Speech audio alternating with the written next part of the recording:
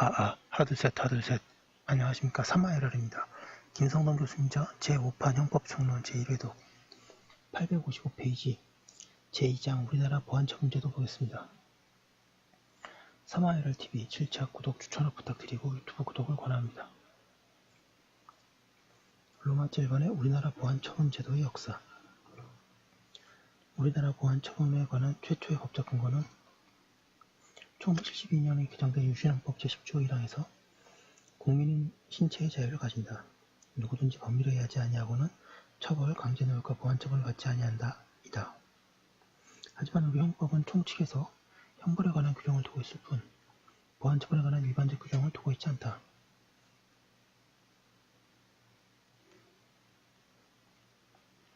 (1958년에) 제정된 소년법에 소년에 대한 교육 목적을 위해 형벌 대신에 부과할 수 있도록 한 보호처분은 보안처분의 일종이 본다는 견지에서 보면 이것이 보안처분에 관한 한국 최초의 입법이라고 할 수 있다. 특히 범죄에 대한 재범 위험성을 미리 예방하여 국가의 안전과 사회의 안녕을 유지한다는 것을 내용으로 하는 1975년 사회안전법의 보안가무, 주거제한, 보호관찰도 그 성격상 보안처분이라고 할 수 있지만 이는 사전처분이 아니라 행정처분으로 규정되어 있다.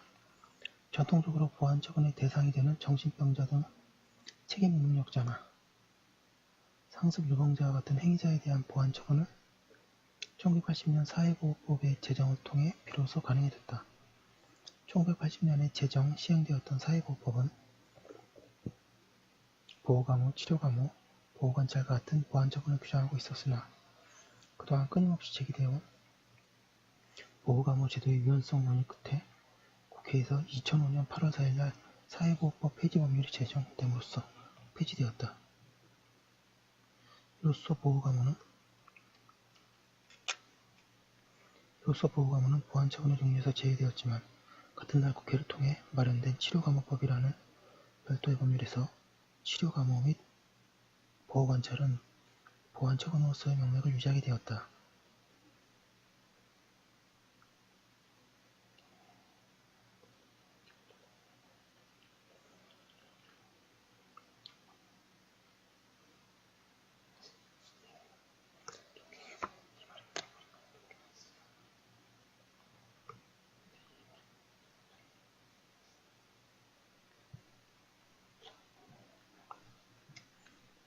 나라편 1997년 가정폭력 범죄의 처벌에 관한 특례법의 사회공사명령 등과 같은 보호처분이 형벌 대체적 보안처분 일종으로 도입되었다.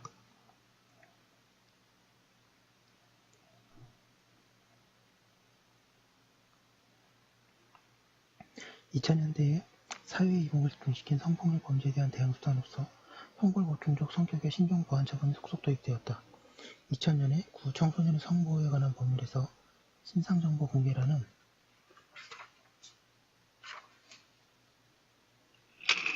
856페이지 보안처분이 들어온 것을 필두로 2000년에 성충동 약물치료법에 의한 약물치료, 일명 화학적 거세 라는 보안처분이 도입되기까지 다양한 보안처분의 종류가 도입되었다. 오늘날 우리나라는 전통적인 형사제재 수단이 형벌에 대해 거는 기대보다 보안처분의 형사정책적 효과에 거는 기대가 그 어느 때보다 높아 보안처분 중흥기를 맞이하고 있는 듯하다. 사회보호법 폐지의 후속 조치와 보안 형벌의 강화.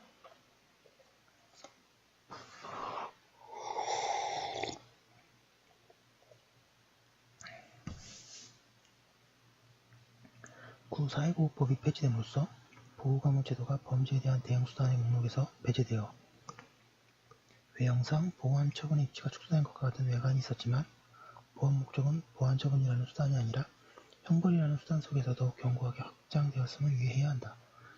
우리 입법자는 보호감호 제도가 폐지된 빈자리에 빈틈없이 채워넣기 위해서 형벌과 형사특별법의 형벌을 가중하는 규정을 신설하고 확대하기 때문이다.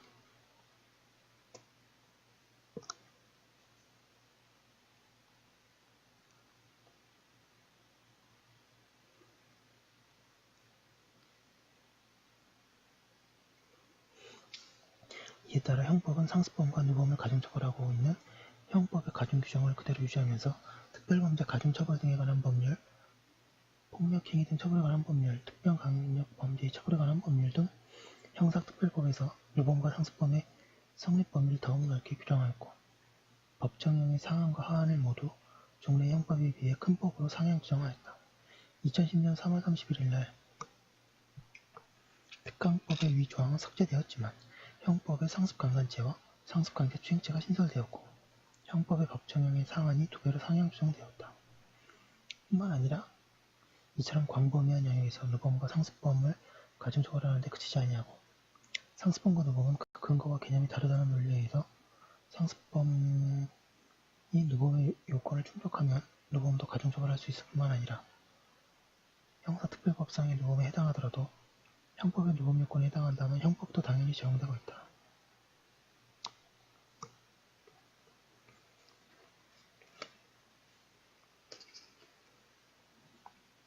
상습범이나 누범에 대해 이와 같이 형벌을 가중한다는 것은 결국 행위자의 재범의 위험성을 막기 위한 예방 목적 내지 보완 목적을 형벌에 반영하고 있음을 의미한다. 하지만 이러한 형사정책적 방향은 책임원칙을 무의미하게 만들 우려를 낳는다. 형벌이 책임의 한계를 벗어나 예방 목적을 염두에 둔다는 것은 책임형법을 보완형법 내지 예방형법으로 변질시켜 형법에 대한 보완 처분의 역할까지 감행하도록 만든다는 기대하는 것을 의미한다. 이는 형벌로 하여금 더 이상 책임원칙의 제한을 받지 않게 만들어 책임을 초과하는 가중 857페이지 형벌로 나타나게 한다. 이와 같이 책임원칙이 평이화되는 법 환경 속에서 책임을 초과하여 상향 규정된 형벌의 양은 사실상 보완 처분을 통해 노리는 예방 목적 또는 보완 목적을 추구하기 위한 것이다. 종래 형벌과 보호 감호가 그 내용이나 집행 방법에서 차이가 없었기 때문에 보완 처분이 사실상 형벌로서 작용하는 의미로서 명칭 사기라는 비판을 받았다.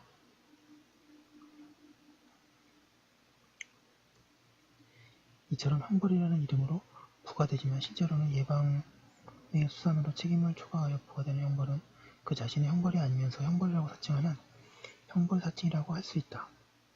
이러한 보완형벌은 여전히 형벌이라는 단일화된 명칭으로 불리고 있을 뿐만 아니라 부과 대상을 종래의 자유박탈적 보완 처분의 대상에 비해 더 넓히고 있기 때문에 보완형벌이 초래하게 될 형벌사칭의 폐해는 보완 처분에 의해 행해진 명칭사기보다 더 암암리에 그리고 더 광범위하게 미치게 될 위험이 있다. 이 때문에 형법 이론상 책임원칙의 훼손을 막고 유본주의 제재 체계의 형사정책적 의미를 되살리기 위해 형법과 특별법상의 상습범 및 누범 가중 규정을 모두 삭제하고 그 대신에 보완 목적의 반영을 최소화할 수 있는 자유박탈적 보완 처분으로 보호수용 제도를 재설계해서 이를 형법전에 도입하는 것을 내용으로 하는 형법 개정안이 2011년에 국회에 제출되었으나 제18대 국회 임기 만료와 함께 자동 폐기되었다.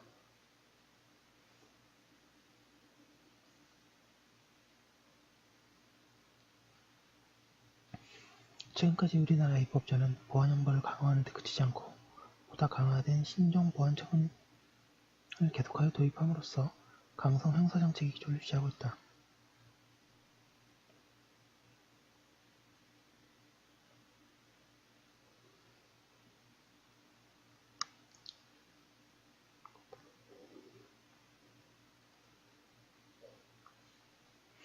네, 여기까지 한 거 올려두고 다음 거 또 이어서 하도록 하겠습니다. 잠시만요.